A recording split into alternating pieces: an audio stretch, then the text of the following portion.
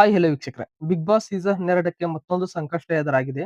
ಅದೇನೆಂದ್ರೆ big boss season 12 ಮತ್ತು big boss ಅನ್ನು host ಮಾಡುತ್ತಿರುವ ಕಿಚ್ಚ ಸುದೀಪ್ ಸರ್ ಅವರ ಮೇಲೆ ಒಂದು ದೂರು ದಾಖಲಾಗಿದೆ. ಆ ದೂರಿನಲ್ಲಿ ಏನೇನಿದೆ ಮತ್ತು ಆ ದೂರು ಯಾವ ಕಾರಣಕ್ಕೆ ಕೊಟ್ಟಿದ್ದಾರೆ, ದೂರನ್ನು ಕೊಟ್ಟಿದವರು ಯಾರು ಎಂದು ಈ ವಿಡಿಯೋದಲ್ಲಿ ತಿಳಿಸ್ಕೊಡುತ್ತೇನೆ. ನೀವಿನ್ನು ಮೊದಲ ಬಾರಿಗೆ ನಮ್ಮ ಚಾನಲ್ ಅನ್ನು ನೋಡುತ್ತಿದ್ದರೆ ನಮ್ಮ ಚಾನಲ್ ಅನ್ನು ಸಬ್ಸ್ಕ್ರೈಬ್ ಮಾಡಿ ಮತ್ತು ವಿಡಿಯೋ ಇಷ್ಟವಾದರೆ ಒಂದು ಲೈಕ್ ಕೊಡಿ. ವೀಕ್ಷಕರೇ, ಮೊದಲಿಗೆ ನಾವು ಈ ದೂರನ್ನು ಯಾರು ಕೊಟ್ಟಿದ್ದಾರೆ ಎಂದು ನೋಡುವುದಾದ್ರೆ, ಈ ದೂರನ್ನು ಕೊಟ್ಟಿದವರು ಕರ್ನಾಟಕ ರಣಹದ್ದು ಸಂರಕ್ಷಣಾ ಟ್ರಸ್ಟ್ ಅವರು ಕೊಟ್ಟಿದ್ದಾರೆ. ಯಾರಿಗೆ ಕೊಟ್ಟಿದ್ದಾರೆ ಅಂದ್ರೆ ಡಿವಿಷನಲ್ ಫಾರೆಸ್ಟ್ ಆಫೀಸರ್ ಅಂದ್ರೆ DFO ಗೆ ಕೊಟ್ಟಿದ್ದಾರೆ, ಅರಣ್ಯ ಅಧಿಕಾರಿ ಅವರಿಗೆ ಕೊಟ್ಟಿದ್ದಾರೆ. ಯಾವ ಕಾರಣಕ್ಕೆ ಕೊಟ್ಟಿದ್ದಾರೆ ಎಂದು ನೋಡುವುದಾದ್ರೆ, ಕಿಚ್ಚ ಸುದೀಪ್ ಸರ್ ಅವರು 9ನೇ ವಾರದ ಸಂಡೇ ಎಪಿಸೋಡ್ ನಲ್ಲಿ ಒಂದು ಟಾಸ್ಕ್ ಆಡಿಸುತ್ತಿರುತ್ತಾರೆ. ಆ ಟಾಸ್ಕ್ ಯಾವ ರೀತಿ ಇತ್ತಂದ್ರೆ, ಆ ಟಾಸ್ಕಿನಲ್ಲಿ ಒಂದಿಷ್ಟು ಪ್ರಾಣಿಗಳ ಹೆಸರನ್ನು ತಗೊಂಡಿರುತ್ತಾರೆ. ಉದಾಹರಣೆಗೆ ಚೇಳು, ಎಮ್ಮೆ, ರಣಹದ್ದು ಈ ತರ ಪ್ರಾಣಿಗಳನ್ನು ಹೆಸರು ತಗೊಂಡಿರುತ್ತಾರೆ. ಈ ತರ ಪ್ರಾಣಿಗಳ ಗುಣ ಸ್ವಭಾವವನ್ನು ಹೊಂದಿರುವ ಸ್ಪರ್ಧಿಗೆ ಅಲ್ಲಿರುವ ಪ್ರಾಣಿಗಳ ಚಿತ್ರ ಇರುವ ಬೋರ್ಡ್ ಅನ್ನು ಹಾಕಬೇಕು. ಈ ರೀತಿ ಟಾಸ್ಕ್ ಇತ್ತು. ಆ ಟಾಸ್ಕಿನಲ್ಲಿ ಸೂರಜ್ ಅವರು ರಣಹದ್ದಿನ ಬೋರ್ಡ್ ಅನ್ನು ಹಿಡಿದಿರುತ್ತಾರೆ.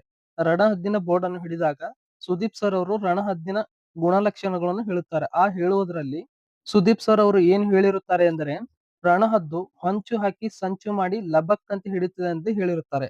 ಆದರೆ ಇವರು ಹೇಳಿರೋ ಹೇಳಿಕೆಯಲ್ಲಿ ಒಂಥರ ರಣಹದ್ದುಗಳು ಜೀವಂತ ಇರುವ ಪ್ರಾಣಿಗಳನ್ನು ಬೇಟೆಯಾಡುತ್ತೆ ಅಂತ ಹೇಳಿರುತ್ತಾರೆ.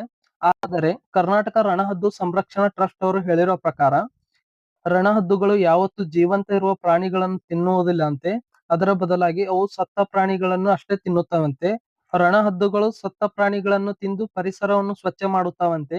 ಇದೇ ಕಾರಣಕ್ಕೆ ಕರ್ನಾಟಕ ರಣಹದ್ದು ಸಂರಕ್ಷಣಾ ಟ್ರಸ್ಟ್ ಅವರು DFO ಗೆ ದೂರನ್ನು ಕೊಟ್ಟಿದ್ದಾರೆ. ದೂರಿನಲ್ಲಿ ಹೇಳಿರುವಂತೆ ಸುದೀಪ್ ಸರ್ ಅವರು ರಣಹದ್ದುಗಳು ಜೀವಂತ ಇರುವ ಪ್ರಾಣಿಗಳು ತಿನ್ನುತ್ತವೆ ಎಂಬ ಅರ್ಥದಲ್ಲಿ ಹೇಳಿದ್ದಾರೆ. ರಣಹದ್ದುಗಳು ಸತ್ತ ಪ್ರಾಣಿಗಳಷ್ಟೇ ತಿನ್ನುತ್ತವೆ ಅಂತ ದೂರಿನಲ್ಲಿ ಕೊಟ್ಟಿದ್ದಾರೆ. ಇದರ ಬಗ್ಗೆ ಸುದೀಪ್ ಸರ್ ಮತ್ತು ಬಿಗ್ ಬಾಸ್ ಟೀಮ್ನವರು ಸ್ಪಷ್ಟನೆ ಕೊಡಬೇಕೆಂದು ದೂರಿನಲ್ಲಿ ಕೊಟ್ಟಿದ್ದಾರೆ. ವೀಕ್ಷಕರೇ, ಇದಾಗಿತ್ತು ಕರ್ನಾಟಕ ರಣಹದ್ದು ಸಂರಕ್ಷಣಾ ಟ್ರಸ್ಟ್ ಕೊಟ್ಟಿರುವ ದೂರಿನ ಬಗ್ಗೆ ಮಾಹಿತಿ. ಈ ವಿಡಿಯೋ ಇಷ್ಟವಾದರೆ ಒಂದು ಲೈಕ್ ಕೊಡಿ ಮತ್ತು BBK12 ಲೈವ್ ಅಪ್ಡೇಟ್ಗಾಗಿ ನಮ್ಮ ಚಾನಲ್ ಅನ್ನು ಸಬ್ಸ್ಕ್ರೈಬ್ ಮಾಡಿ ಮತ್ತು ಈ ದೂರಿನ ಬಗ್ಗೆ ನಿಮ್ಮ ಅನಿಸಿಕೆಯನ್ನು ಕಾಮೆಂಟ್ ಮಾಡಿ. ಧನ್ಯವಾದಗಳು.